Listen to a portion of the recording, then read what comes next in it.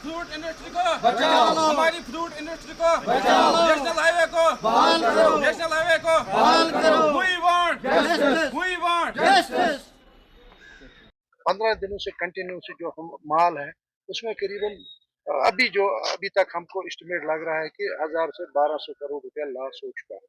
और अगर और भी उन्होंने रास्ता बंद किया तो इससे और सारे नुकसान उठाने पड़ते। हम आला हुकाम से अपील करते हैं, खासकर चीफ सेक्रेटरी साहब से, आईजी ट्रैफिक से, डिवीजनल कमिश्नर साहब से अपील करते हैं कि वो फ्रूट इंडस्ट्री को बचाने के लिए किसी भी सूरत में यहाँ से 2 दिन के लिए रास्ता छोड़े।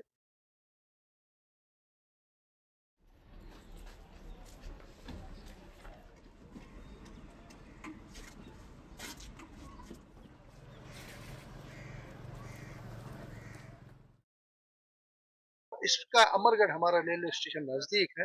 अगर इसमें एक कार्गो ट्रेन लाए जो हम एक ट्रेन को फुल कर सकते हैं। हम आला हुकाम से अपील करते हैं जो रेलवे के कि हमारा अमरगढ़ में इसका कार्गो ट्रेन लगनी चाहिए ताकि हम एशिया की सबसे बड़ी मंडी यहाँ पे है और हमको इसमें बहुत ही फायदा मिलेगा।